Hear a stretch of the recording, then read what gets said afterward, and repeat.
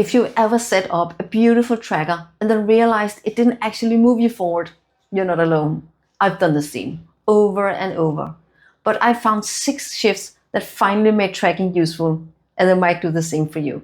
Let me start with the hardest one, because when we want to change something in our lives, we all know how hard that is. And that's where tracking becomes one of the most useful tools. If you track the thing you actually want to change, the numbers don't just sit there, they can push you forward. I've definitely had times where I tracked something like screen time or hours of sleep, but never acted on it. The number was just there, staring at me. So now, if a number feels off, I use it as a trigger. What's one small thing I can change this week because of it? If my deep work hours are low, I block off a slot tomorrow. If my steps are low, I'll walk home instead of taking the bus.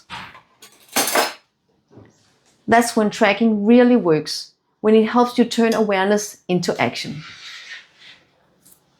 That's the hardest shift, using tracking to push yourself forward. But another question is, what exactly should you be tracking? Back when I first got serious about productivity, I tracked total work hours. On paper, it looked great. Long days of work, plenty of hours. But when I looked closer, a lot of it was just busy work, emails, reports, little tasks that didn't really push anything forward. Then I read Cal Newport's book, Deep Work, and I thought, what if I only tracked the hours I spent in actual focused work? No notifications, no multitasking, just deep concentration. That simple change flipped everything. Suddenly, I could see the real difference between being busy and making real progress. And it also gave me a way to measure myself against my own goals. If I wanted to hit 2 hours of deep work and I saw I'd only logged 1, the numbers pushed me to step up.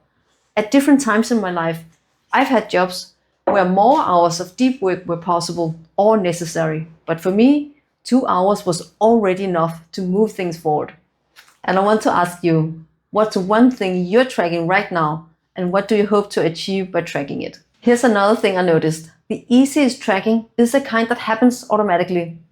Take my Fitbit. It just sits on my wrist and logs my steps. It's not perfect. It even counts when I swing my arm. If I were knitting, it would probably think I'd just done a marathon. But at least the data is there without me doing anything. Automatic tracking is easiest because I don't have to do anything myself. But of course, not everything can be tracked automatically. And that's where manual tracking can still play a role, especially when I want to build a new habit. Which leads me to another shift. Tracking can be a great way to build a new habit.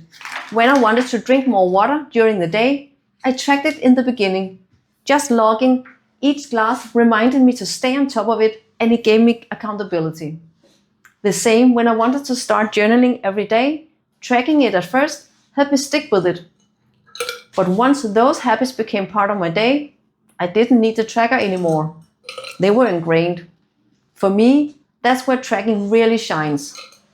Not as something you do forever, but as scaffolding that helps you get a new habit off the ground. Another shift is to check in with yourself once a week. I take a quick look at what I'm tracking and ask, is this actually helping me reach my goal? If yes, I keep going. If not, I tweak it or let it go. Otherwise, it's just numbers sitting there, looking nice, but not guiding my actions.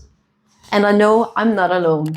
People in the planning community often share the same struggle. You set up this beautiful tracker, but then life happens, and instead of feeling motivated, you feel guilty every time you look at it.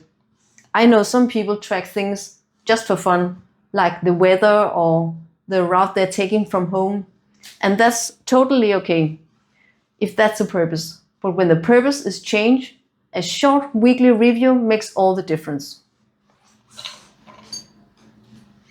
Up until now, all of these shifts have been about change, things we want to do differently or goals we want to move forward.